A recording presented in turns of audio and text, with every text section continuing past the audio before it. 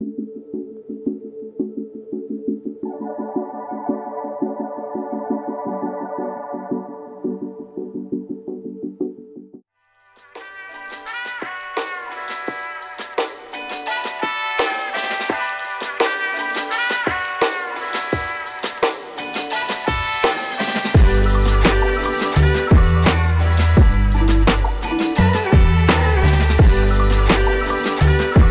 right, guys, we are back for another episode of Let's Talk Snowboarding, presented by Mountain Vibes. And today we have Malia and Zadok both here. Guys, how are we doing? Pretty good. Yeah, doing great. Great, great. And to my right, we have co-host Jessica WOFFINDEN. Jessica?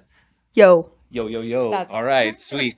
Working with some limited mics today, but we're going to make it happen. Awesome. So, guys, the season's over. Snowboard ski season's over. How's your summer been so far? Just kind of started.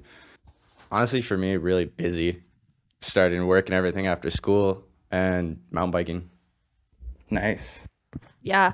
And I mean, our family's finally getting full-time in mountain biking, so it's been a huge balance of some of us getting new bikes, checking out new trails, and just kind of balancing that shoulder season. But overall, it's been good. We've stayed busy. A lot less of the slack that we usually have in those shoulder seasons. Yeah, where do you guys so I saw some posts on your IG. You guys went out the other day for a nice little ride. Where was that? What kind of area were you in? There were multiple we've hit so far. Yeah. That one was probably Legacy, maybe. No, there's nothing. So we went to Legacy after our trip to Missoula. We went out on our first business trip after I graduated high school. Kind of hit up all the shops out there. It was great. Got to kind of be immersed in the more summer culture. A lot of mountain bikers and skiers are like kind of the same people, but still really get to know the mountain biking crowd, which is great. Last shots would have been probably of lower basin trails on Schweitzer Mountain. Extraterrestrial and Phone Home, or actually Phone Home's been closed, but Extraterrestrial has been amazing. Some of the best trails we've ever ridden in our limited experience, and really just dialing in that summer flow of getting used to a mountain bike. There's a lot more components that go into mountain biking than skiing or snowboarding. Oh, yeah. Yeah, definitely More expensive, too. Yeah. And for those who don't know, Legacy Bike Park, Western Montana. Yeah, just outside of Kalispell. Yep. I think it's Lakeside is where they're at, outside up in the hills above Lakeside. Yeah. On the way to Whitefish and all that stuff. But we've had a lot of homies go out there, like Steph up from Schweitzer, one of the lifties. He's big into it. And how was that? Did you say was that your first time there?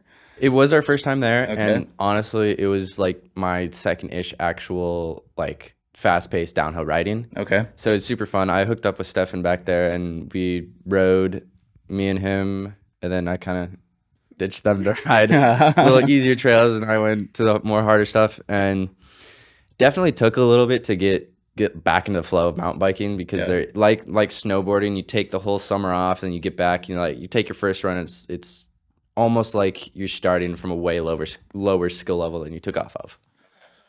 Yeah. And the flow up there, like, I see videos coming out of there all the time, and like it's just looks so sick, or the jumps just like perfectly maintained.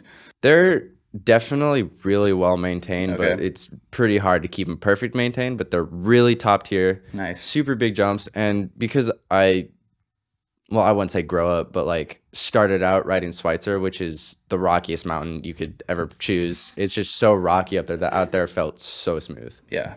Nice, dude. Nice. Yeah, the consistency of just the flow to tech was a lot different than what we know of Schweitzer.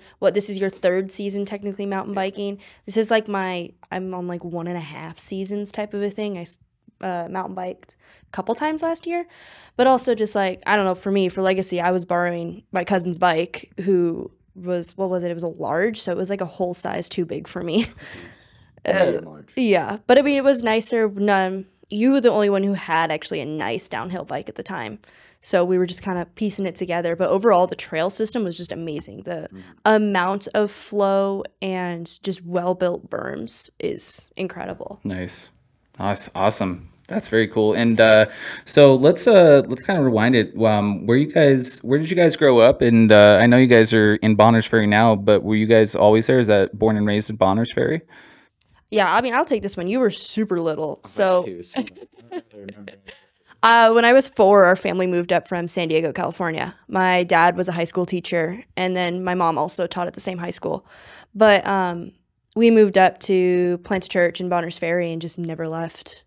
So let's see, I'm 17 now, so we've been up there 15. Almost 15 years. That's awesome. And what has it been like to see like it kind of change over the years? Has it changed that much? Because we all know, like, us from being up here, Bonners Ferry is very, very close to Canada, kind of out in a remote area. Has it changed? And what was it like growing up there? Were you guys just outside all the time as soon as you were there? Just kind of the outdoors was like your playground growing up? Yeah, I mean, absolutely. And it has changed a lot. Let's see, we've got 2 big grocery stores down there. We used to have, no, because the Aiken's closed. No, grocery outlet or whatever. Yeah, I guess we do. It's been interesting because we moved up there was no Super One. We had one major grocery store, and again, I don't remember a ton of it because I was 4 at the time, but it has changed. It's like I barely remember life up there before Super One, and then we got like, my dad tells the story all the time when we got an AutoZone up there. I'm like, Dad, it's a commercial store. He's like, yeah, because in his brain, like, they're all commercial stores. But I'm like, no, that store has commercials on TV. So I feel like that was the big turning point when I realized we are growing. We're still significantly smaller than Sandpoint, so it's great to still be in a small town. But coming up from California, we were just allowed to go outside by ourselves. We didn't have to worry about cars. We didn't have to worry about weird people. And then our neighbor was amazing. She was like the sweetest grandma. She owned a bunch of property up behind our house. So we were about 100 yards from the county line. So before being out of city limits. Okay. And so she owned a bunch of property because she didn't want anybody to develop it. So we got to sled up there. We got to just build forts, play in the snow, which was the best parts. And then we were even taught to snowboard on that hill roughly. I mean, I tried. You actually weren't. Learned was a little bit of a stretch. I kind of pieced it together and just like made it work. Because this was all before before I knew Schweitzer even existed and before we actually got into the bigger side of snowboarding. Yeah. Okay. So I want to hear about your guys' intro then to snowboarding and skiing. What was that like? It was horrible for me. I had to start out skiing. Yeah. It was horrible.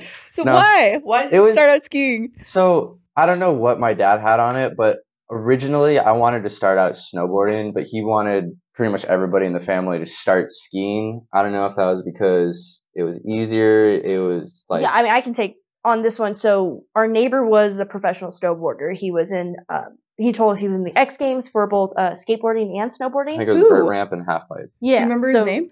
Renee. Unfortunately, I don't know his last name. Renee. The Renee. Shout out to Renee for kind of teaching us to snowboard. From the beginning, he could tell he was picking it up. But I think the reason our dad wanted us to start skiing was because our neighbor was a snowboarder and we had all been on a snowboard before. So he wanted us to do something different that we hadn't had the chance to learn. So that's why he kind of pushed us all to skiing. And I mean, I think we were too young for it to really be our decision. But like, he's like, look, snowboarding and skiing, I want you to do that. I'm such a people pleaser, so I just went with it. And then I never left. So I'm full blown skier. I'm going on season 9 now. And then you skied for 2 years? Skied for 2 years, and then I think it's my... Started a year after me, so you're going on 8 seasons? Yeah, I think season 8. Nice. So what is that? That's 5 seasons on a snowboard. Yeah, 5-ish seasons. Yeah. Almost 6 seasons. I don't know, it gets confusing. Yeah. So did you just tell your dad, like, I'm done skiing? No, I kind of like, once I started skiing, I'm like, okay, we'll make a deal. He basically made a deal with me, is you can ski this year, and then by the end of this year, you can make the decision to keep skiing or go snowboarding. And I chose to ski for 1 year because that's what I knew and that's what I wanted to do. And honestly, I think it was better because skiing is way easier to learn. So it actually got me into the mountain more. And then I swapped over to snowboarding, and that just clicked for me really fast, and it just kept progressing. Yeah. So cool. Yeah, I don't know if this is universal. So in my brain, it's always worked. Skiing is easier to learn, harder to master because there's so many components. snowboarding is harder to learn but easier to master. And I mean, I don't know. I mean, I'm coming from, that's just what I've heard on the mountain. Yeah. I mean, once you get past the catching your edges and you can actually make turns going down, it's just super easy to progress from there. Yeah. It's like those 3 days of just toughing it out and getting your butt sore, and everybody's got that point where they just break down on that run. I'm done with this. I can't walk. I can't move. Yeah, and I've heard that too through like our mutual friend, you know, Marty Andrews. He's like, you know, you can master snowboarding easier, and you can learn skiing a lot easier than snowboarding. So it's like it's if you have the tools to master it is the key though, and you put in the time to master it, because if you don't, it's going to kick your butt every single time. Like I see people out there, you know, that are going and, you know, a few times a year, and it's just like, it's kind of hard to watch sometimes, you know what I mean? Like they're going down, they're just falling all the time, and I'm like, oh man. But if you do put in that time, like Zadok, I mean, geez, dude, 5 years, and it's just insane the progression that I've seen. And you've been and you backflips. Yeah, oh my gosh, just all these crazy, like you're just twirling in ways that I'm like, how could a body do that? And like you just like a helicopter, off big jumps, with a board, And it's off those big stomping grounds jumps. Like those are no joke. Those are way bigger than a lot of places, you know. It's just crazy. So like talk about a little bit about you know, your guys's going up to Schweitzer for like the first time, and what kind of programs were you guys in that kind of, and like the people that you met that, you know, you still know to this day, and like what that place, the influence that place that has had on you. I'll let Malia do the initial part of the program, because she knows way more about it than I do. I mean, so the only reason we got into, well, I wanted to ski. Actually, I don't remember how it came up. I think a friend mentioned it to us, and then we were kind of broke at the time, so we couldn't get there were 3 of us at that point. Yeah, 3 kids. I'm the oldest of 5, but it kind of started because 3 of us. Because the age limit was 8. 7. Yeah. 7. And then I'm the oldest, so she kind of went in first, and then we just followed when the ages were right. Yeah, but so we started with a scholarship program, and it started at 7 years old. It's called NIMSEF, North Idaho Mountain Education Fund. And the amazing thing about it is it gets kids an opportunity to actually go up and master whatever they want to do. Instead of one school trip a year type of a thing, you get to go up. It was, 6 weeks? It was 8 weeks. 8 weeks. So what did we get? We got a season pass. We got season-long rentals. Whoa. Yeah, season-long year. Season-long rentals, yeah. And then 8 6-hour lessons. So the program through Schweitzer was called Fanatics. So you get the same coach and pretty much the same classmates for that 8-week period. And then you've got like supervised lunch, so you get to actually like build connections with your team. And it really helps you progress really fast, because you stick with one coach. They know you. They start to know you. They start to really kind of see like where your walls are or where you excel. So they're able to kind of cater to your learning style while also being in a group setting, so you don't feel like you're put on the spot. But NIMSEF, they gave it to all of us, so that season pass, the rentals, and the lessons were $50, which was amazing. But the catch was they wanted the kid to pay the $50. And then each year just went up 50 each time. I think capped out at $250, I think. 250. Yeah, I thought it was more than that. No, I don't think so. The amazing thing is this program that it's actually financial based. So like if your family really can't afford it, like then that's what lets you in. Thankfully, we're blessed that a couple years I skied for 6 years in the program. And then after that, like we actually got, my parents' business really started to kick in. We got a little bit more stable, so we weren't actually part of the program anymore. But now we're kind of like, I don't want to say poster child, but we're trying to help repitch. Over the years, Schweitzer's been bought by Altera Mountain Company, and so just making sure that NIMSEF has been working with Schweitzer and just a lot of the staff there, but making sure that can continue. Yeah, we've been working with them. But NIMSEF also helped us start our business. So Small Town Kids, you can see there's like a couple of products. Yeah. Which honestly, if we never started skiing or snowboarding, this business probably would have never existed. No. Yeah. I mean, didn't it originally start out as us making brownie and cake mixes in mason jars, and we sold them for like So we had like the $20. quart mason jars, and yeah, I mean, it was the year I was actually in the program, but mom and dad roped them into helping because, you know, one sibling does something, you're kind of a team. So we're all, you get in trouble together or you succeed together. Right. Yes. And so, yeah, we were making brownie and cake mixes. It's $50. I mean, a lot for, I would have been 8 at the time because I actually entered the program a year later than I could have. And so we were just making those, selling them to friends and family. I think we did that for 2 years. Our mom came up with the idea. I think we did it when Macklin's, and like, we stopped right when you joined. And I mean, we kind of started to learn about profit margins and the cost of your materials, and then how you sell. So it was like baby steps into how to sell a product, because I mean, my parents understood that they have a service-based business, but like we're still learning the product. And then I would have been 10. Because, yeah, I've been running the business almost 8 years now. And then you started transitioning over towards soaps. Yeah. Soaps and bath salts and bath confetti. Yeah, we went through a lot of different products. My mom was huge into natural made products. It's amazing the amount of chemicals and synthetic products you can find in a bathroom alone. Oh, yeah. Oh, yeah. Oh, yeah. It's nuts. And so she knew how to make bar soap. That's our original small town kids product. It's the same recipe, everything. And so she taught me how to make it in a crock pot. And then it kind of just started to grow from there. So still selling to friends and family. Eventually, one of the local shops let us wholesale to them. And so we got would have been Under the Sun. Right. Would have been our first wholesale company or partner. And so it was super great, starting to learn. Eventually, my mom's like, hey, look at these little mason jar candles.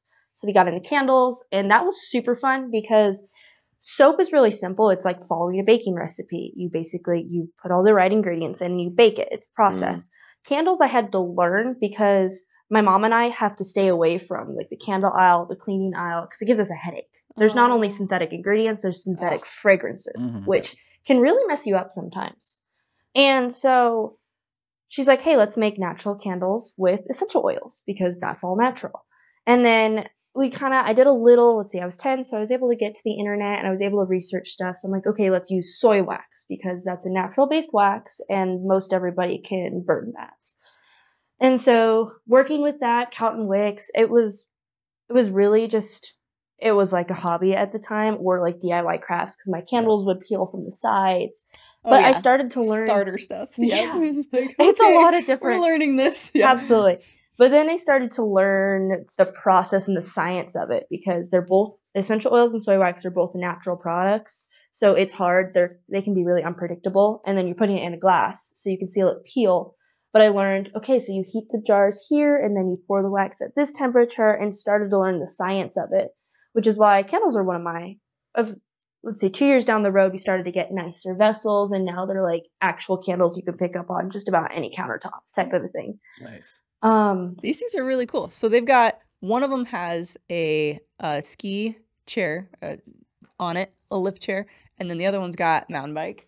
So are these for different seasons? Because this one's sun protection, and that one's a lotion bar. So yeah, that product, when did we start that one? Last summer? Winefest would have been the first time. Sun protection. Oh, you guys were at Winefest. Yeah. Very cool. Yeah. No, I feel like it's been like around a year and a half since we started. Like, kind of started making it, and then by the end of that year, we kind of like started printing out logos and actually starting to sell them. Absolutely. Yeah, I think you're right on point. So yeah, candles, we did bath salts, we made this thing called bath confetti. Those we eventually phased out because it's like, we're not getting enough return on this. So after I graduated the NIMSEF program, so like I said, I was in it for 6 years. I had multiple different ski coaches. I decided to become a ski instructor to still pay for my pass. And yes, smart. Yeah. That's a lot of people do that avenue. It's like, I'm already on the mountain bunch. Right? Yeah. Right here. Yeah. You learned so yeah, yep. The way that we all know each other is Zadok and Malia. I had never really met them up until this season when they started to come working at the ski school up at Schweitzer. Nice. And, I just started, I had seen them around in the locker room. Malia was awesome. She introduced herself. Zadok said, hey, what's up? And then all my current friends up there as far as like, Sam and Marty and Mark Logan and basically all the snowboarders and Josh and all those guys. They're all like, yeah, Zadok and Malia are awesome. They throw down, like they're very talented and stuff. And then getting to like work with Jessica and everything and doing stuff over at the, Jam for Cans. That's like met Zadok there, like filmed, like, so it's really cool. Like the tight knit community that we have kind of like at Schweitzer. I know that Jessica's was impressed first time there on that filming day that we were there. That was so sick. Getting to ride with them. Yeah. It wasn't, that one wasn't my first day at Schweitzer, but it was definitely like the vibe. I think it was like a first full-time film day, wasn't it? The full film day that we did was so awesome. I was like, were close to perfect. They were. And it was just up with a bunch of friends. Yeah. That's the best. I was like, this is the coolest day ever. Like, we're out, it's sunny, and like everything was great. It was so cool. So yeah, that was a day. That was a cool day. No, it's awesome to have such a big mountain where everybody can disperse, but it's such a close-knit community. Because isn't in reality, what is it? Where this mountain actually has more skiable terrain than Copper, right? Oh yeah, we're way bigger than Copper, or I think we're one of the biggest. 2,900 acres, I think is what we're at right now. Yeah, I think we're pushing at least top 5 biggest mountains in Pacific Northwest. No way. Which definitely doesn't. Don't quote it doesn't. Yeah, but okay, Google it. Google it. We're gonna check this out. Yeah, hidden gem. Like, but yeah, you guys don't have to come. It's all good. Like. Just know the winters are insanely harsh up here. Exactly. So it's either snowing, foggy, or bluebird. That's right. That's right. Yeah. Never or anything just else. like the coldest rain you've ever experienced. Like 36 degree rain. Yeah. I remember this year we had a day that was like negative 53 with wind chill or something. Yeah. Were they open? That's what they were. They are. The only thing that was open was Creekside, right? and I had to work that day. Yep. So I and it was Fridays, and since I was still schooling and I'm homeschooled, I was pretty much the only. I was a junior, so I like set everything up. I was the only junior there, so I had to bundle all up, walk all the way over across the mountain. By the time I got over there, kind of set everything up, and then Jessica came over and like, hey, it's too cold. We're not gonna let any of the kids out. We're gonna close everything. So I basically went out, set everything up, and then just tore everything, put everything away. Back. Yeah, man. We tried to snowboard, but on the wet or super sunny days, you know how it's super sticky? Because it was cold, it was slower and stickier than that. Snow was literally styrofoam. Yep. Like, no matter how much wax you put on, material. Maybe you might slide if you got on your edges. It was brutal. It's gnarly. Experienced that. That's crazy. It's the first time I've ever experienced it. Like, why is this happening? Because you're all bundled up and you're like, okay, it's a cold day. Normally on cold days, snow sticky. It's either ice or powder. Yeah. Like, it's not going to be sticky or slow. You start going down and you expect to go fast and you just don't move. It's nuts. Weird. That's actually kind of a good segue. I think we talked a little bit about this product. I was going in as a ski instructor. That's how we all know each other. Yeah. I always had a problem, so I always teach kids because I'm 17. I feel weird teaching adults. I can, but like it's kind of weird. Yeah. Way more comfortable being like, all right, kids. Yeah. Although I love teaching other women, which I've found I can get to that in a little bit. Cool. So I was always looking for a product when I took my gloves off to help kids zip up, take their gloves on, put them back on, which you always have to do because they're always moving. They're always changing something. My hands would get so dry and cracked and just start to split almost to the point of bleeding sometimes. Even like your face, you get the wind burn on your face. It's just uncomfortable. Yeah. I looked for different products to kind of help moisturize and protect. So I found things like Dermatone, or even like if you're looking for sun protection, Sunbum's got a pretty great sunscreen stick. It's probably around just general day-to-day sunscreens. I mean, it's convenient at least. But so we couldn't find an all-natural thing that would help. So I made the Nara in the blue was one of our originals. Nice. And so it's a hard lotion bar, which in the convenience tube is super easy to apply, like no mess. Fits in your pocket. It doesn't melt, but when you need it, especially if you find the right pocket. It doesn't melt. It gets mushy, but that almost makes it a little easier to just swipe on your finger and rub it all around. Yeah. So we sent to them with essential oils because, I mean, it's really easy. That smell is what grabs people's attention. So on the hands, it's amazing. It lasts a little longer than liquid lotion because of the harder waxes. Yeah. So it helps protect your hands. So, like, if you lathered it on at the beginning of your day, you probably wouldn't need it for a little while because it's got that protection, and then you're in your gloves, so it stays soft. But then on your face is where I really like it because I pull my buff up to like here, and then like right here in my nose is always showing. Even on those freezing cold days, I'm like, I have to breathe. Yeah. Yeah. So you get these little Hog up the patches. goggles. Yeah. That can get almost, I mean, on the super cold days, you're careful frostnip, but like the lotion really helps kind of protect from the windburn and then just keep it from drying out and getting weird patchy skin on it. So that's kind of where the lunar rub came. And then we kind of struck a chord with people. They're like, oh my gosh, this is awesome. And then we realized, oh, guys need lotion too. We've looked at some of the stuff in the industry. Like if you look up lotion, it's all kind of feminine or just really generic. Generic. No guy's going to be like, this is what I need. No, as far as I know, no guy's going to carry around a tube of lotion. Like it's kind of random. It's true. So then we started to kind of gauge our marketing towards a lotion bar that was great for guys, but the ladies can have it too.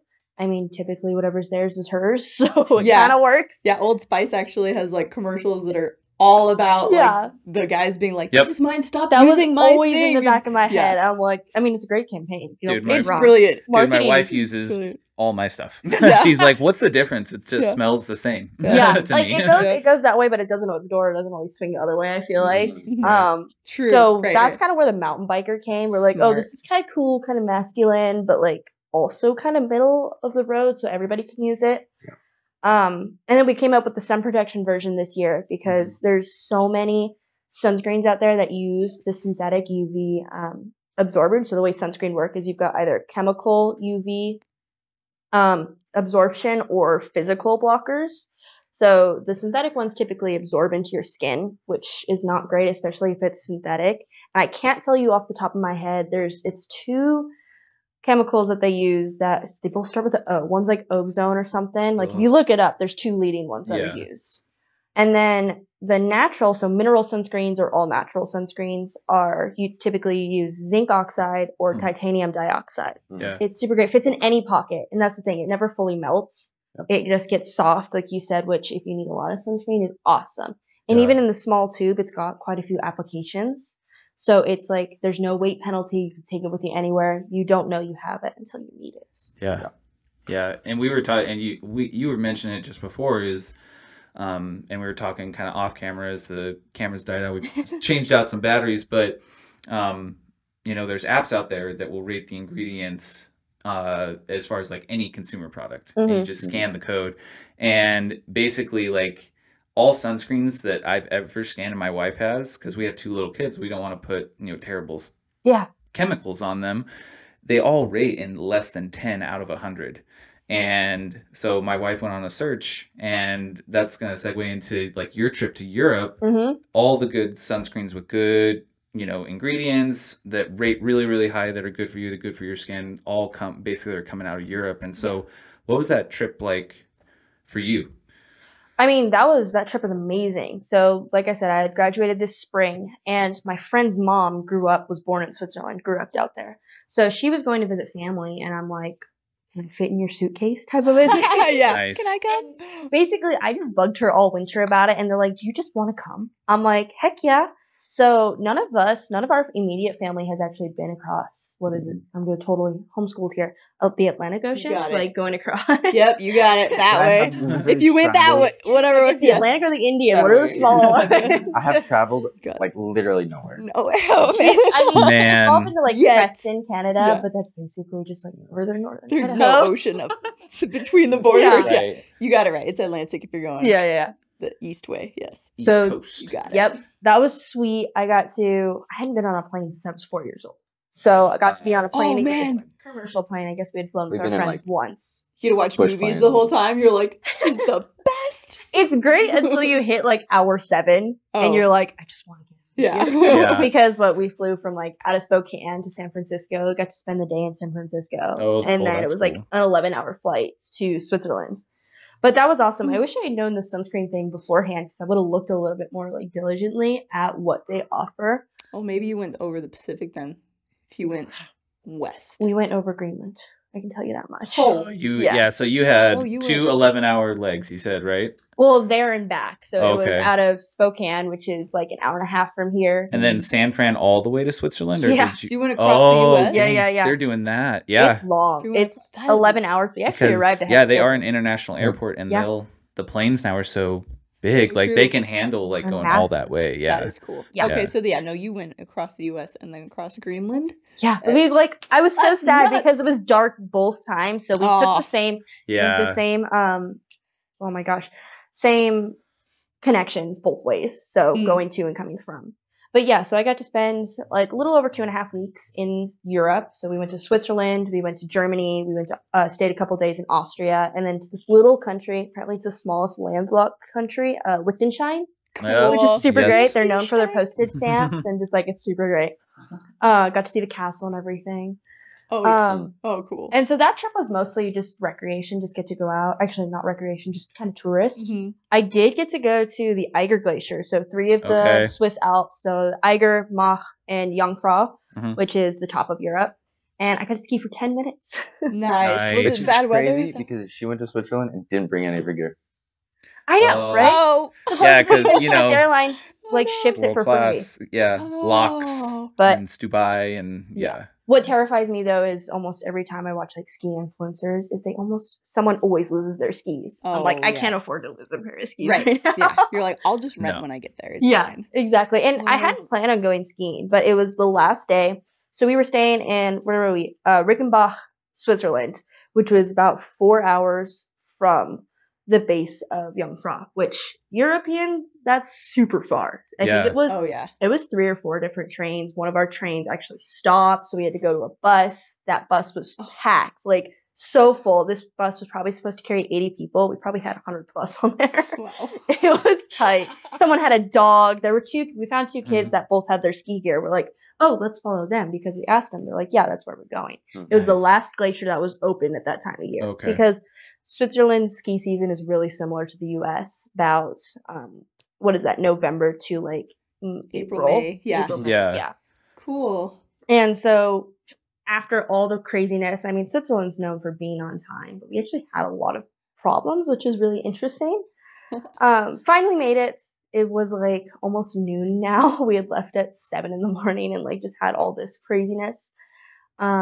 Finally rented gear, got a pass, took the gondola up to, you take it from the main lodge all the way to the first lodge. Mhm. And there's like 5 different gondolas that'll take you to Jungfrau, which is top of the world. However, it was super foggy, so we weren't going to spend the money to go all the way up. Mm. So I was going to go ski on the glacier. I got up there. It's like 12:30 now. They had just shut all the lifts off because Oh. it was so windy. Oh. And I don't know for any Schweitzer locals, we get some pretty windy days here and there. It was that windy. The weirdest part was it wasn't even cold though. Like it was so windy, but it wasn't even cold, Huh. which is kind of weird. I guess just different climates. Yeah. You're like, so this I is didn't- summer. Yeah, I popped my breeze. skis on. I had always wanted to ski Stokely skis. I should have brought my hoodie, just because they're Swiss made. Like it's super cool. They're great skis. Mhm. I have this epiphany for gear. I don't know if that's the right word, but like I just love gear.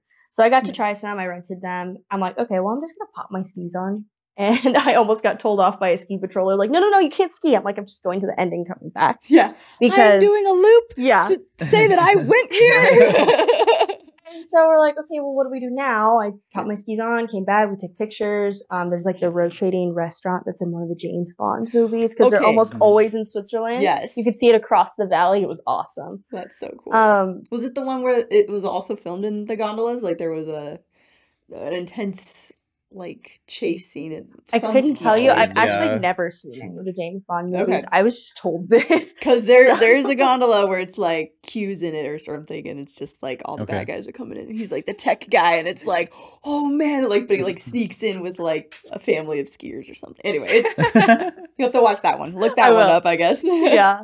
Oh, cool. So we then took a train. That's the coolest part is there's trains everywhere. So you actually ski under train tracks, which is probably one of the things What? I was most excited about. Was there a but- train going? Yeah.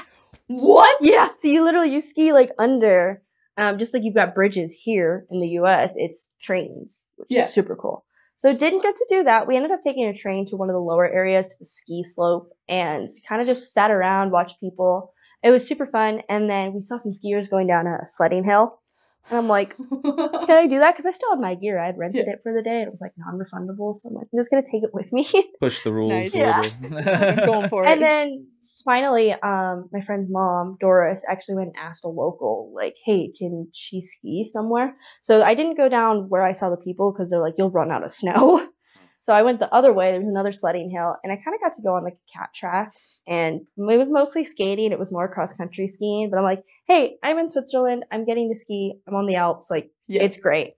So I finally went down. Like a half hour later, I was at a train station all by myself, which was super weird and super fun. And then took the train back, and that was my 10 minutes of skiing in Switzerland. It's so cool. It's so epic. Yeah. It's like, all right. I mean, I feel like that's why we love the sport, though. It's like, it doesn't matter if it's just 10 minutes or, a whole day. It's like, we just want to be out there. Yeah. And we just want to be on the mountain because it's just the feeling of getting ready and being in that zone. Mm-hmm. Like, you're just mentally just happy. Yeah. And you're like, this is what I love to do. This is my happy place. So Yeah. I'll do it for 10 minutes. Heck yeah. Like, I'll do this 4-hour trip. Like, yeah. It's amazing. As you go up the mountain, all your other problems just kind of start to fall away. Yeah. There's just a sense of freedom. Mm-hmm. You're like checking out. Mhm. Nothing else matters. Oh, yeah. So Man. Zadok, you mentioned that, you haven't really gone anywhere. Do you have any bucket lists that you want to check off? Are you trying to get down to like Hood? Definitely From some camps and Mount stuff? Because Hood. I know a lot of your homies are going down there, aren't they? I think we're going to Mount Hood.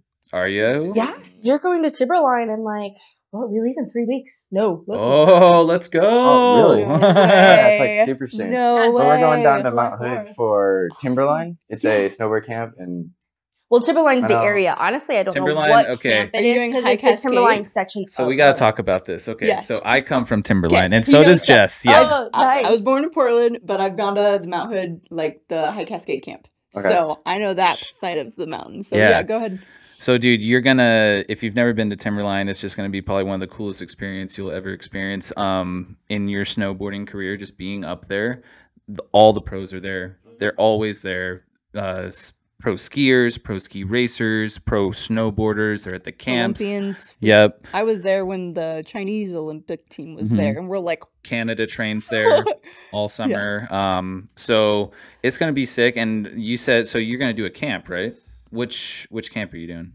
I actually don't know. No, My no. dad That's signed okay. him up. So we had Okay. some sort of in with a coach from Marty Andrews, was one of your longtime coaches. For like 3 or 4 years. Which So is it's probably is somebody. it like a week long, like 5-day thing? It's 5 It's- days, yeah. Okay. 5 days. Mhm. But like basically a week. It's drop off. Like, in So and I'm out, but it's actually 5 going with days. one of my closest friends, Bodie Pirlat. You guys, Yeah, Bodie! Bodie, yeah. Yes. yeah.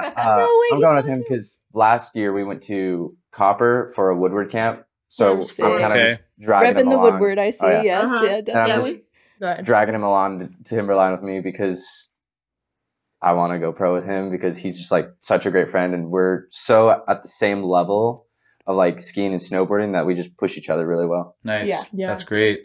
So if I'm guessing, if it's not High Cascade, then it might be with my old boss Steve Muse, and Terry McLeod. So you guys know Terry. Oh, yeah. Terry So- was my. Yeah. Well, he coached me for. Didn't my we talk to PSI him about too. that? We talked to him a little bit because he's one of the head race coaches out there. Yeah, he is. Yeah. What's the other camp out there? It's not High Cascade. It's There's also Wendell's. Party Beach. Wendell's is they're both the same. So Wendell's used to do skiing and snowboarding, and they kind of, but then the snowboarding became so popular and campers and stuff that they're still the partners, and the camp is in the same exact place. All the skiers and snowboarders hang out together.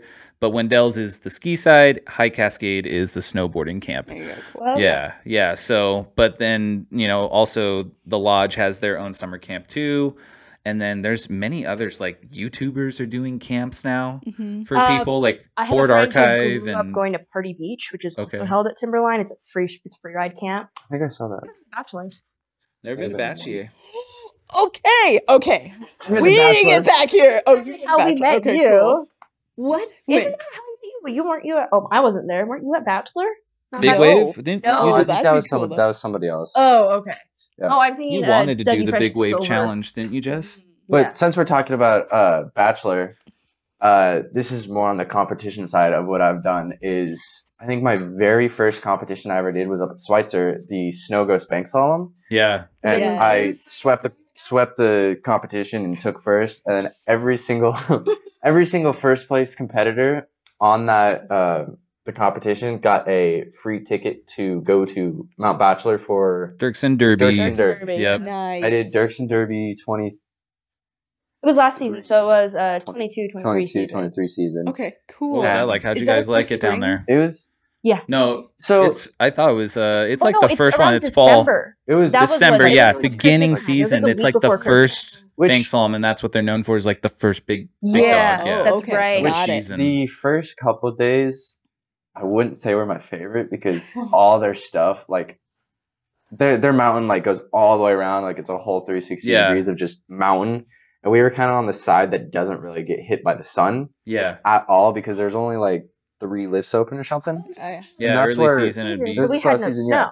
So there's Oh, yeah. no, there was Beginning of plenty of season. snow up there, but like it was all super icy and didn't get sun, so it didn't soften Late- up for the late first to the 2 game, days yeah. we were out there.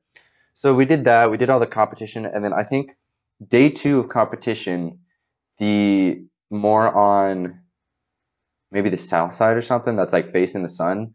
Yeah, We more like one of the lifts open over there, so we went over to hit that, and that was the really first actual like spring slush skiing we did, which was super fun, and that really revamped and revived they have a little the whole park, trip out there. little park set up at that. They one? had Well, isn't there a Woodward Vantage Park out there too? They do, yeah. Woodward At least I Vantage know they Park. do in the summer. They had 2 mini parks, but there were no jumps open Okay, because it's still early season, so they didn't really They didn't have the enough jumps. Those snow. were the rails. and they The don't rails make were super they good. don't make snow there. I don't think. Yeah, I don't I know. haven't seen I don't any. think so.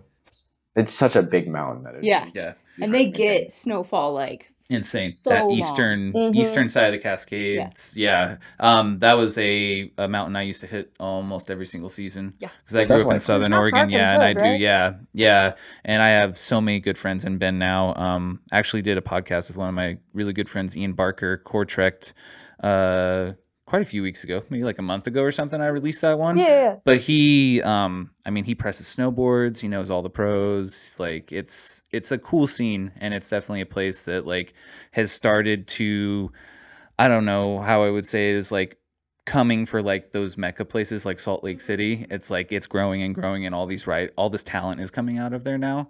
Yeah. And, Well, I mean, Ben's exploded yeah. over the years Yeah. too.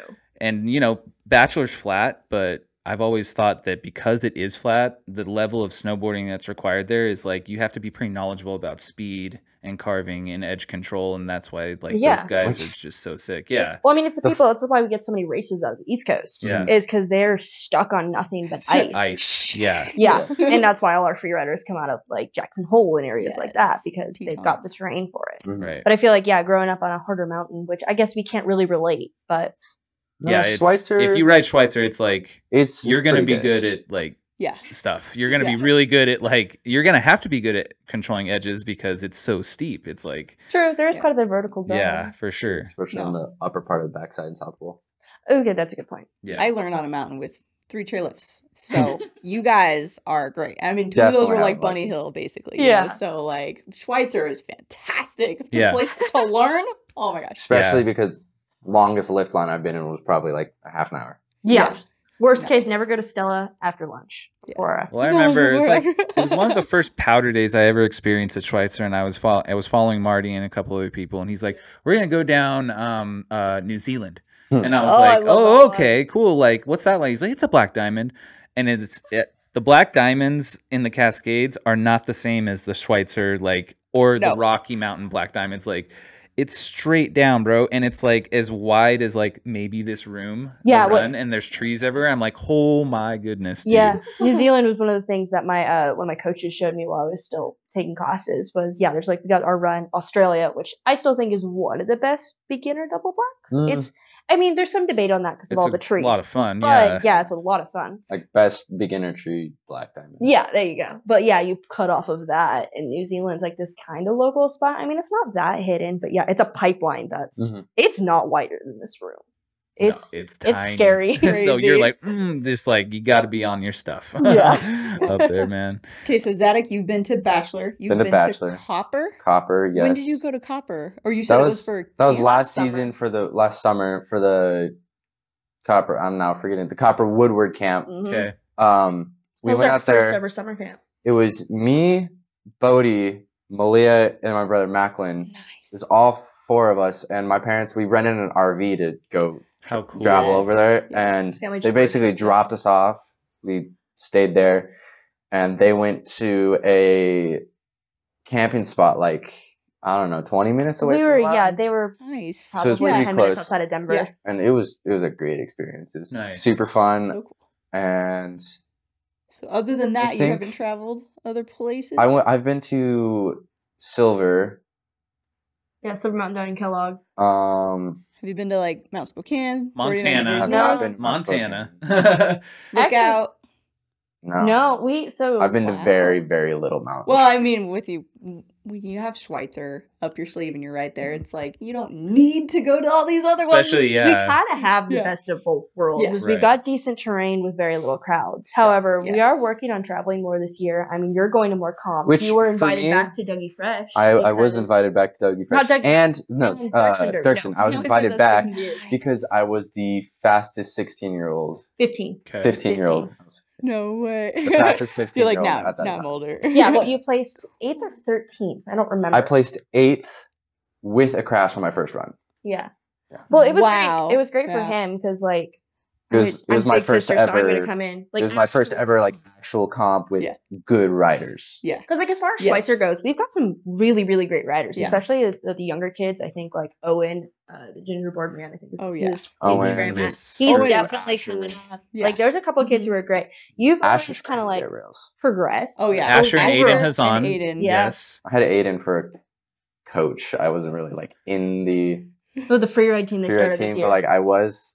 And I Like had an him and honorary Marty member. as my coach, and He's crazy. they definitely him, Marty, and there was another coach. I can't remember his name. It's horrible. I need to it wasn't remember Adam It'll come Hall, back was to it? you. No, he Adam. kinda Adam man- was he he was kinda he was managed more it. of a manager, not really a coach. I can't remember his name now. Did Pat? Pat. Yeah, it Pat was Hall. Pat Pat. Holland. Yeah. Yeah. Isn't he a monster rider or was? He was Used to a be Pat sponsored Holland did Red Bull border cross rider. Olympian. Okay. Like And Lake I think- Placid. I think he Didn't did. he? No, couple I think he Olympics. did Big Mountain too.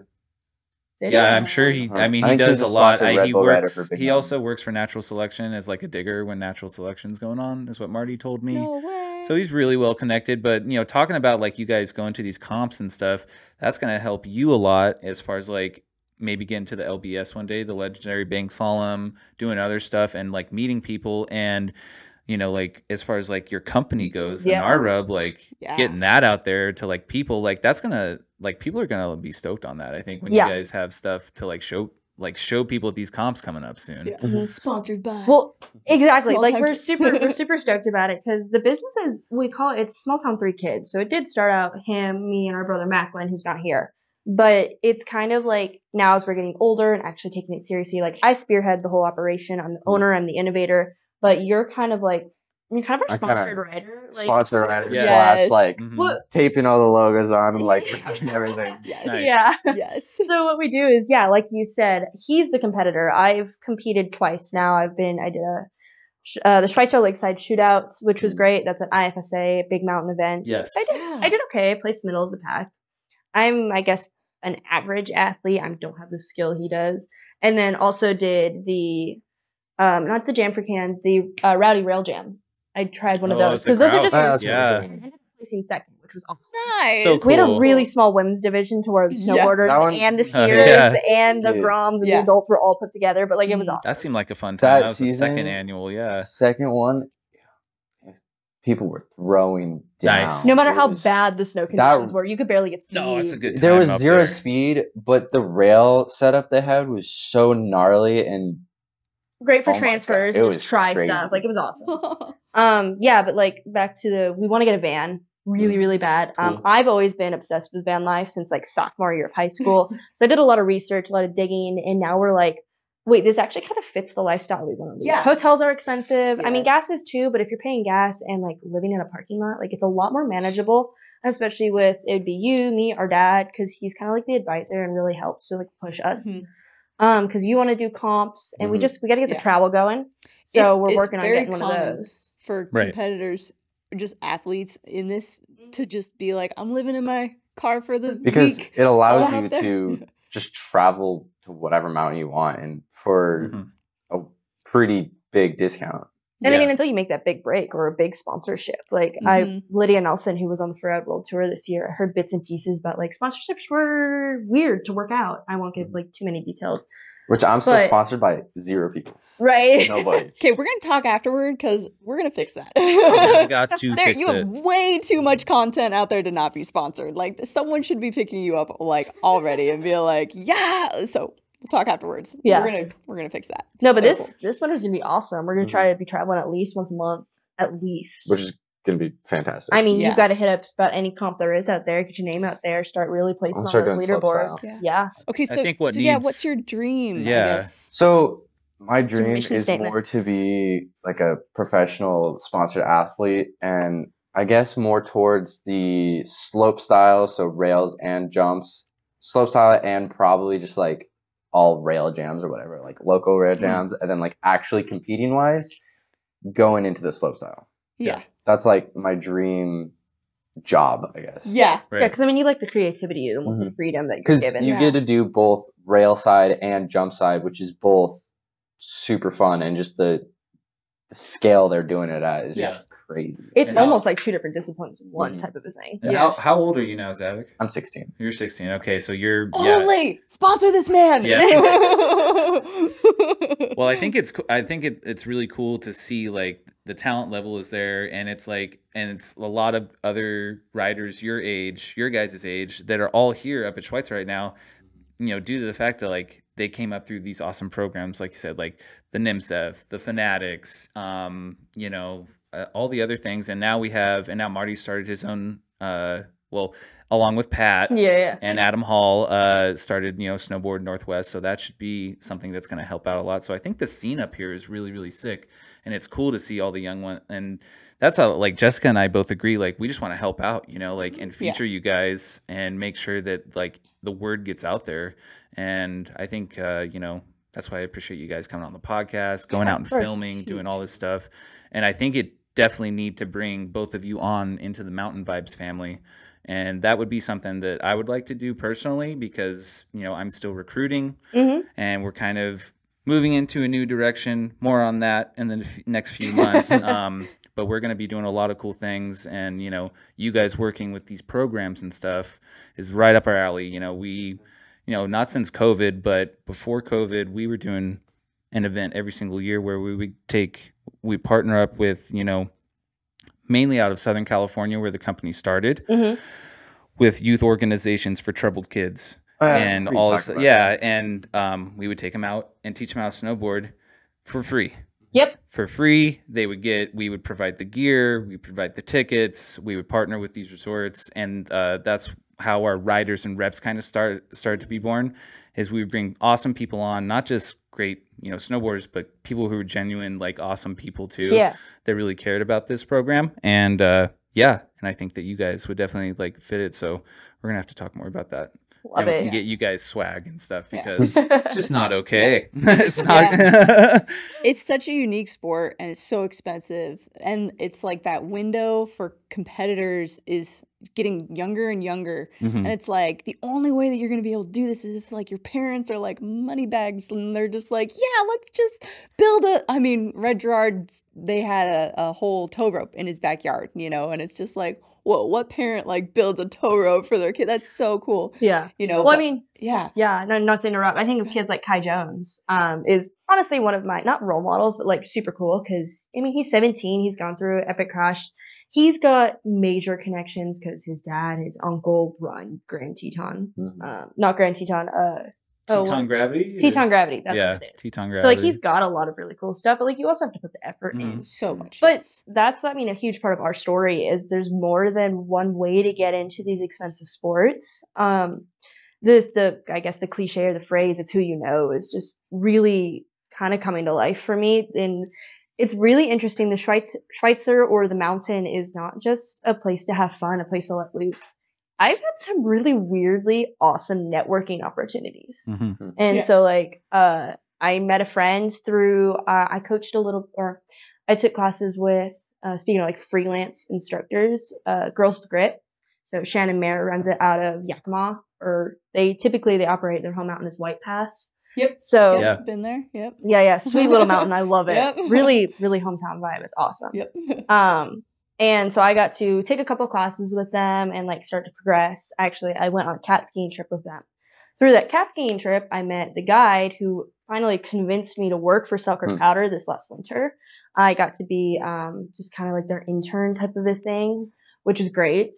It was like a really cool opportunity because the window of just like Selkirk changing, Schweitzer taking over the property, like it was cool because I just got to seize that opportunity, slide in there and just learn. But I also got to coach with Girls with Grit this last winter because they're like, you're progressing really, really great and you've come to a couple clinics. So there's potential for maybe coaching with them next year, which is super cool. Didn't you get invited out to like do/help teach? Yeah, I got invited to White Pass to help like co-coach, which is super cool because those ladies are like, they're amazing. They're just working hard, making it work, doing what they love. Shannon is an amazing person. If she loves it, she'll coach it, and that's how she figures out how to get into it. I don't know, it's kind of a spider web, but yeah.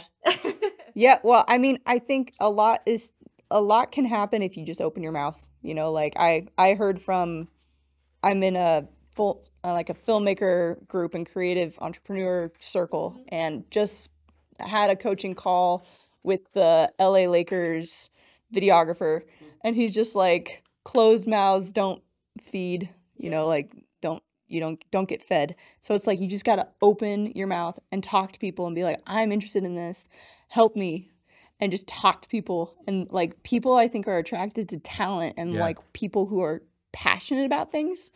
And so it's just like, man, like you guys want to go big in like your business, you want to go big in like your talent and what you're doing.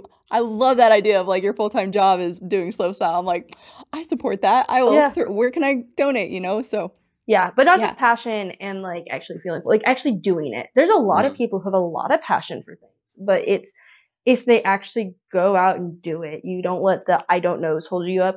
What do you know, and work from there. It's true. Which is really awesome. And my grandma, probably one of the biggest things I've taken from her is the worst they can say is no. Like ask the question, introduce yourself. Like it takes practice, and the more you do it, you kind of learn to sell yourself, or like not in a weird way, just like this is what we're doing. Kind of pitch yourself. Be like, is this something you're interested in? I mean, if you're a nonprofit, if you're a business, if you're a competitor, you've got to learn to sell yourself to sponsorships or wholesalers, just like all of that. And it's an amazing skill to learn, is kind of how to sell yourself to people, which is what we're learning to do. And I mean, just coming on to podcasts, and like I try to do a speaking engagement every month. Just learning how to speak and communicate with people is huge. But again, it's that doing that. I always have the Nike phrase stuck in my head. Just do it. Just do it. Like it's true. You've got to just go for it. And the mistakes are actually, you learn better from your mistakes than you do from your successes. The opportunities are there. It's just like, that's what's cool about the sport. It's like, it's growing. Like the outdoor community is growing, and it's growing and it's growing. And now there's lanes for all different types of levels of like talent, or if that's not really your jam, you want to do something else. And that's why I think like the podcast is awesome, is like, it's a way to like get the word out there about you guys. And as far as like you guys being entrepreneurs, that's just like, that's so sick that you guys are doing this. Yeah. Because like these things right here, and like the ideas I see that you guys have, you know, come up with and where it's going and stuff are just awesome. So so awesome for sure. Keep going. Yeah, definitely. We support you. So yeah, let's talk about, so this was your first year in the ski school working, correct? For both of you? This was his. This is my third year. This is your third year. Yeah. Okay. So I started as a junior 3 seasons ago. Okay. It was right after COVID hit, so the mountain was still open, but they were really short-staffed. I feel like ski schools are always short-staffed. I can't speak for everyone, but ours sure seems to be, except for this season, but that's kind of a different story. Yeah. So as a junior, I was only a junior ski instructor, so setting up flags and setting up all the little animals you see on the magic carpet for 2 days.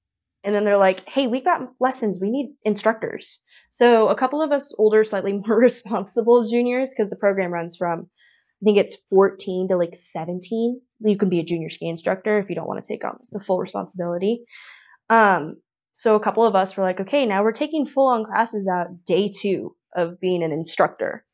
Halfway through the season, you get a raise and you start actually working as full-time instructors, but still doing the setup, which was awesome because we were getting paid like more than the other instructors because we had the extra work. Extra hours. Yeah. I mean, that's a huge thing about being an instructor is the work. Is it actually there? Yeah. So then that season I went for my PSI level 1 Alpine certificate. It's always a mouthful. It's such a big certification. And PSIA is Professional Ski Instructors of America. It's kind of like the U.S. industry standard. For snowboarding, it's AASI. I don't know what that one stands for. Yeah. As we like to call it as snowboarders, we just like to kind of mock it, but that's a different conversation. Yeah. So year 3 for you.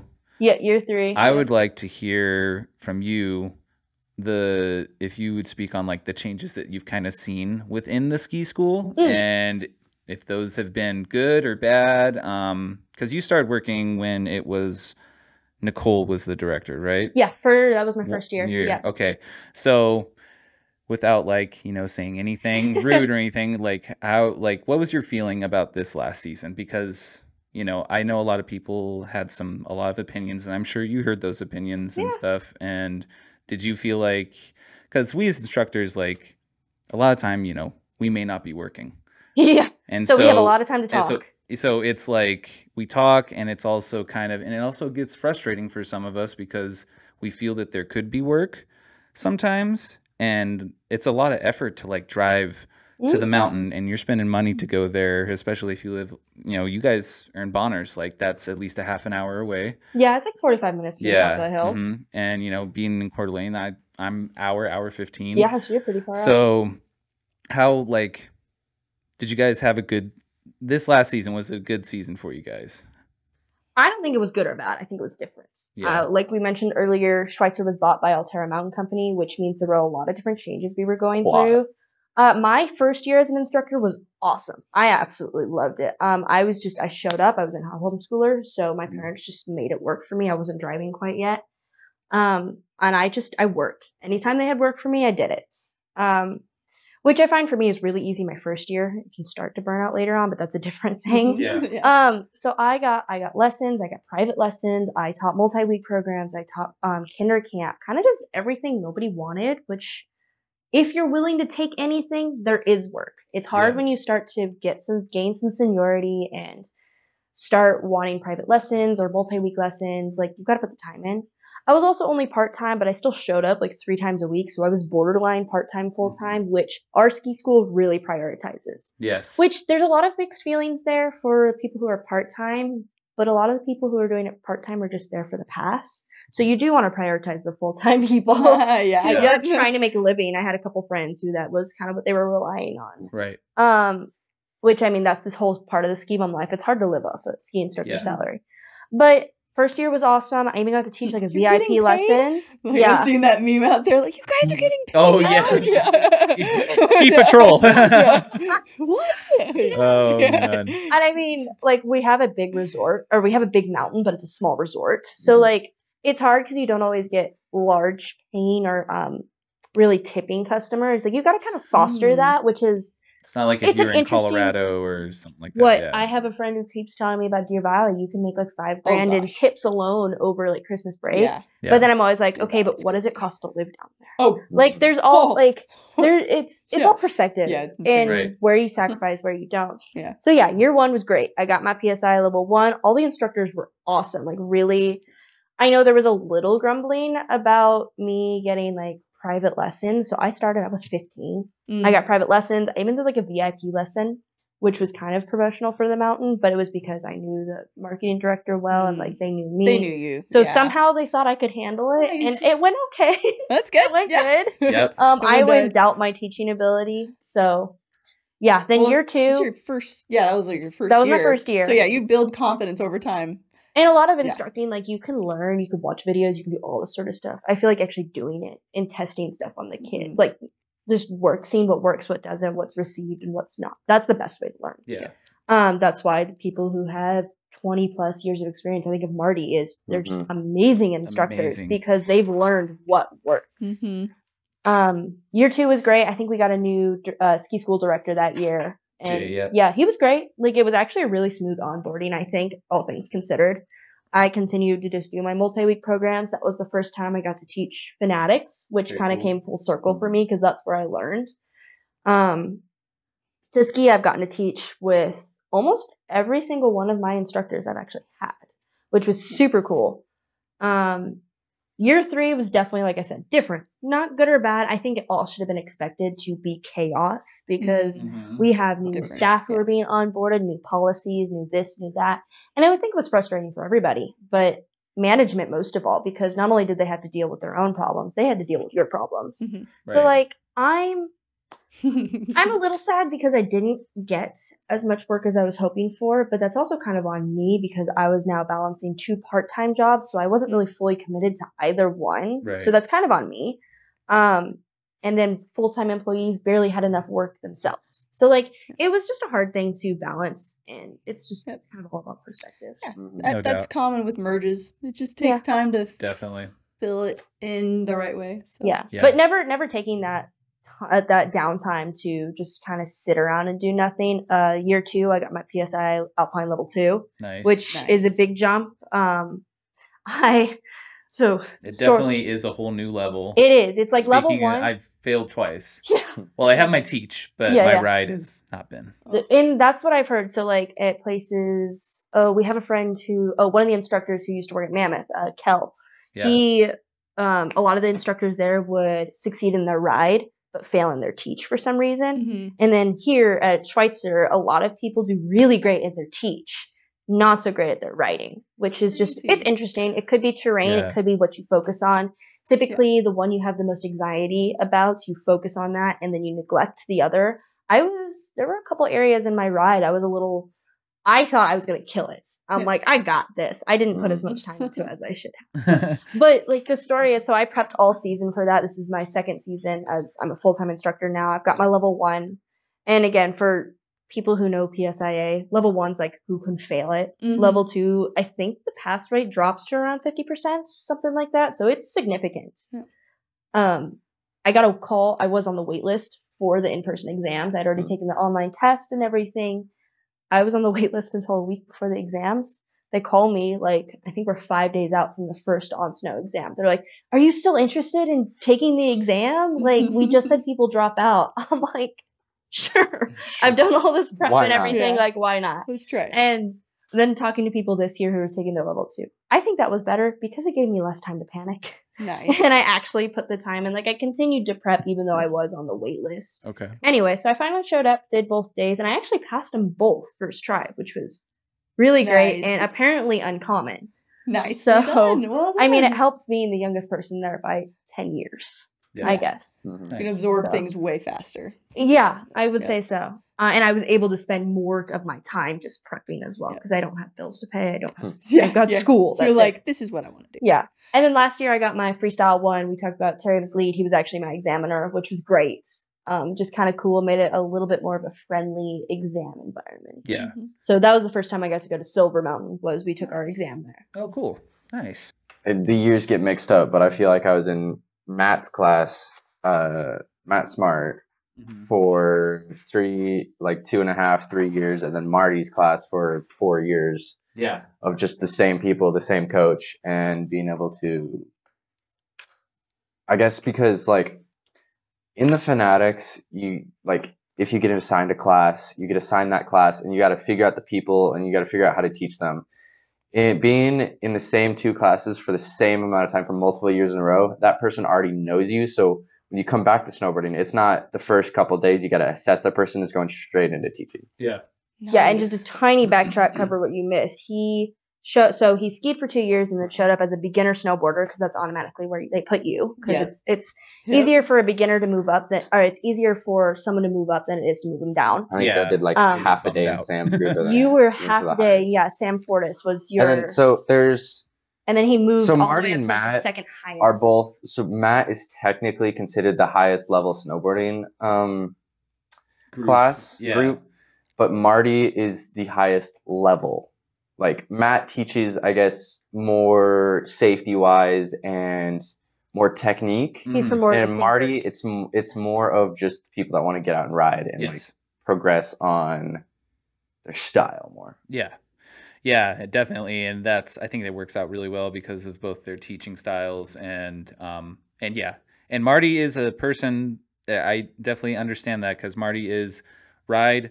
We'll talk about it on the chair. Oh yeah. Matt is stop here. More explain clinic. this. Yeah. And you know, the more timely feedback almost. Yeah. And my boss at Timberline was like Marty. Like he was like, we talk about stuff on the chair. Like I want to go ride. Like, because if you don't ride and I can't see what you're doing, then there's no point in doing anything. 100%. Yeah, I'm trying to learn that. Everybody in Marty's class was high enough level that they could do anything on the mountain, anywhere. And you're all just out there wanting to have fun and ride, and then being able to ride, and then going up on the chairlift and have Marty tell you, hey, you should work on going a little deeper on your toe side and flexing that board more. You have something to focus on while you're riding, and then just kind of blend that into your technique. Yeah. Yeah, definitely.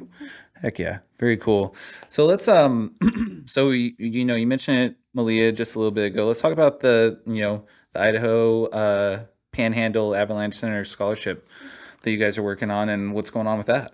Yeah, so it was after there was an avalanche at I think it was Silver Mountain. Yeah, the backside of Silver. Yeah, I don't remember. I think the years on there, it was like maybe the 2020-2021 season. Yeah. Don't quote me on it. If you look it up, you can find it. Yes, 2021. And so that was after. So again, we're all kind of still getting into this sport, and you don't know what you don't know because you've never actually learned. And so that kind of was an awakening for my dad. Like, holy cow, this stuff can happen in bounds, because we're full on resort skiers. We're learning to get into that. Because this happened in bounds. Yes. Just not lift access. It's a hike. Something like that. I think it was a run. Yeah. No, I thought it was a run. Oh, was it? It was a ski but controlled area. Yeah, so I know where that's at. Yeah. Yeah, for the sure. whole thing was kind of weird, and again, we weren't there. I don't know the full details or what was going through their brains. Being out in the backcountry, you've got to have a really good thought process, and just like you've got to kind of ski defensively almost. Anyway, so we realized, okay, avalanche danger is a real thing in bounds as well, even though our ski patrollers are great and control everything really well. Yes. So I, again, couldn't really afford an Abby class. I mean, they're not around here. They're actually really reasonably priced, but it still was a lot of money for me at the time. I was still working on rental gear. I didn't have a backcountry setup. So I applied for the Doug Abromite scholarship, which Doug had a passion for bringing younger kids out and teaching them the dangers and like how to safely ski back there. So applied for the scholarship. They accepted 2 people from ages 14 to 24. And you wrote a paper of like why you want to get the scholarship. And my whole thing was the Silver Mountain Avalanche. Like, I had no idea this could happen in bounds. So I want to learn what to do or how to prevent that.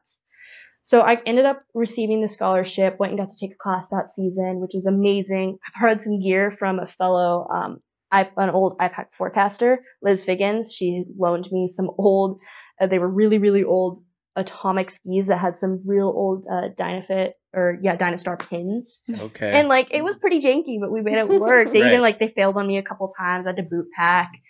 Thankfully there was a friend in the group who worked at Alpine Shop at the time, and so he helped me like figure it all out. The group was amazing, and they all really kind of helped take care of me. After that, I got called back this season because they're kind of doing a promotional movie or movie about Doug Abromite and the scholarship and what they bring to the kids. So I got called back out, one of 3 people who kind of like keep using that education. We got to go out in the backcountry. It was actually one of the best powder days of the year at Schweitzer. So we got to go out and just ski fresh lines all day. I mean, it was only like 3 runs, but it was still one of the best 3 runs of my life. Yeah.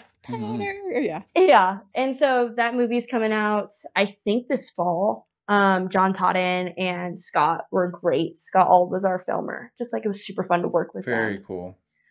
Yeah, and I mean, Avy danger is real for everyone, especially for young people who think they're invincible. If they learn the hard way with avalanche, you've got a way less percentage of actually walking out of that okay.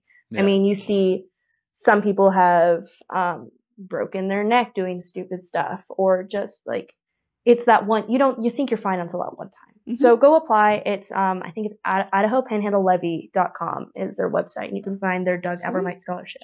Very cool. Cool. Awesome. Well, great. Sweet. Okay, so let's wrap it on a little bit of rapid fire questions with you guys, okay? All right. Okay. Both of you, I'll start it off, Zadok first, Yeah. then Malia, and then we'll just keep going. Okay. Goggles or glasses? Goggles. Goggles. Okay. Pants or bibs?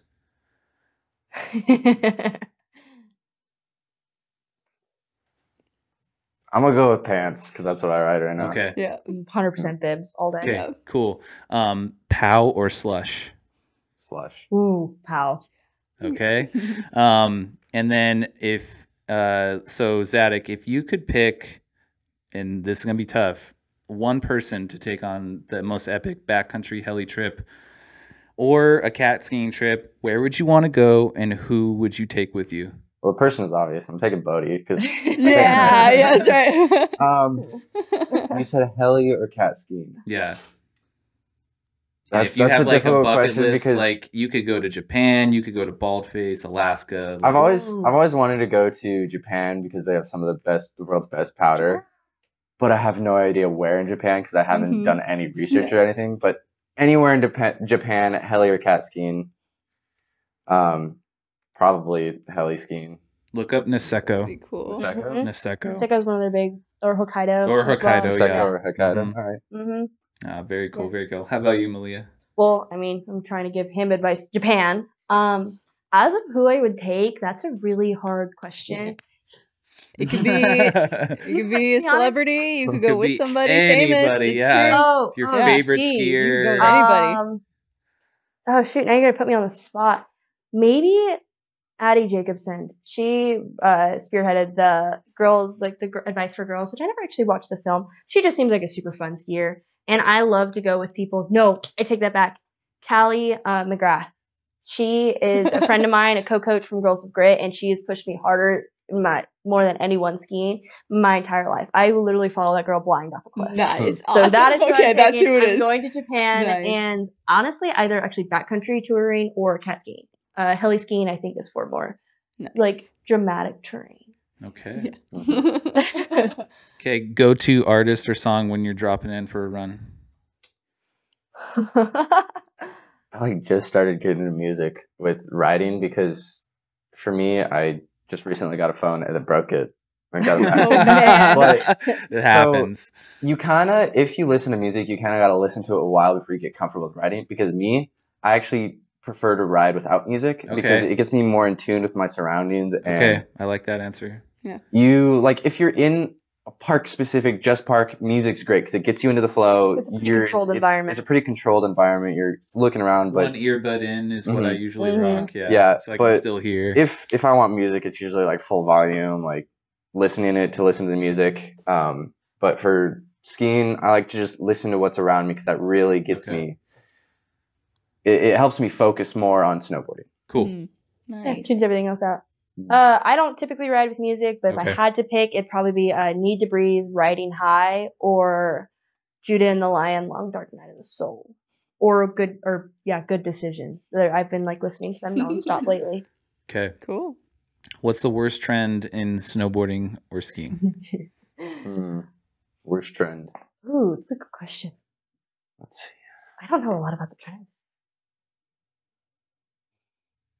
Ooh, Something that I you got see one. Zadok, I got I'm one. sure- Yeah. Yeah, No Zadok, I'm helmet. sure you're up on Oh trends. yeah. No No helmets. helmets. Yeah. Yeah, That's really the bad. biggest Trend. pet peeve of my dad's. Unfortunately, some of trend. the pros like Zeb Powell, who are amazing riders, they rock the no helmet, and so they're Yeah. teaching Hardly kids ever, Or yeah. don't even buckle it and it just Yeah. flies off and you're Who like, don't you're gonna even- so- die. Yeah, kids Yeah. who look up to these guys who don't know any better are Yeah. like, oh my gosh, I'm going to go without the helmet. Yeah. And especially in the ski world, it's not like a helmet is out of style. Like there's so many options.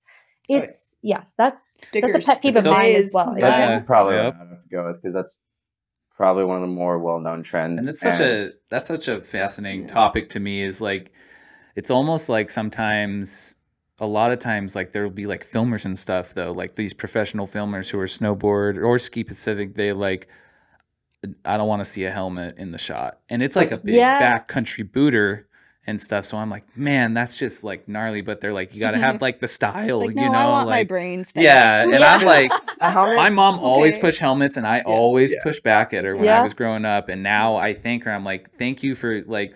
Of course, sometimes like I may not wear a helmet, Yeah. like, Well, but I know usually it's because because it's a time where I'm like, I'm gonna be going pre-mellow or something like that. But I probably still, still should. Well, Like, I you feel should like- always be rocking your helmets. Mhm. I feel like a helmet isn't there for the feeling of protection.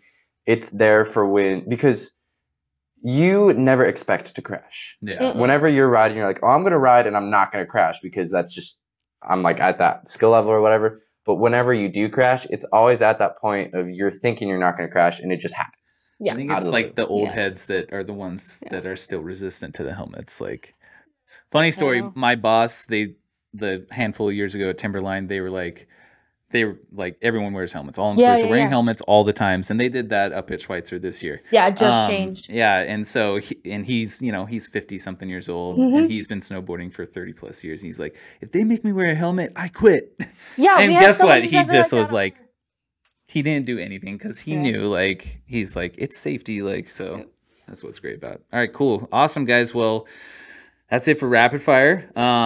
Let's end on this. Like, just give me like what's in the future. You guys got your business going out to camp. What are some of your goals, and what's next for you guys? What's going on this summer? Where can people reach you? Yeah. Yeah. Mm-hmm. I mean, follow us on Instagram at smalltown3kids or at that Hawaiian shirt _, at that Hawaiian Speaking shirt of the guy Hawaiian _Z. shirt, what's the Hawaiian story shirt behind? guy. What's the story behind the Hawaiian shirt? Because I- that's Yeah, we unique, never bro. asked Like that. no one's Honestly, rocking that. I can't tell you how it originally started. I just like started wearing it and It was just spring skiing. it's just spring skiing and it's Mhm. just something Yep. flashy and especially this year and last Yeah. year. It's a statement piece and gives something to remember you got by because Yeah. this last So year that's your brand and right there. the year before that, Right. like before I started my Instagram, people were calling me the Hawaiian shirt guy because some like spring riding powder, I would just have it on. That's like, sick. just always. Yep. That's awesome. I Yeah. like that stuff. I think All it's right. epic. Our dad grew up surfing in Hawaii, so Mhm. I think that Okay. was part of it. Was like he loves to do just kind of the community stuff. Not a groupie, but like the Hawaiian shirts are great. They're funky. Mhm. They make everybody feel kind of silly, so everybody's at ease. That was We got to 100%. get you registered for the big wave competition at Mount Bachelor in the Seriously, spring. dude. It is the coolest, That'd be so fun. And then, like snowboard surf competition combined. Like it's a cool combo. That's They're awesome. like, we're gonna do surfing on snow. It's like Hmm. this is cool. We'll That's share so about it cool. Yeah. afterwards. But Right. yeah, and also Holy Bully. That's Holy something I think Bully. that if you ever get to Holy Bully, it's usually up at Banff or Oh, at okay. Hood at Ooh, I've always Timberline. wanted to go to Banff. So one or the other, it'll be there. But yeah, that would be something that I think you'd really enjoy. But Yeah. cool, Sorry. guys. So I guess that rolls. Yeah, Yeah, so, real yeah, quick. In the future is you compete. I bring the business. I'm kind of the manager type of a thing. You do your comps. And just travel I'm just a around, walking pitch the billboard. product, yep. and Yeah. you compete. So that's Sponsor him.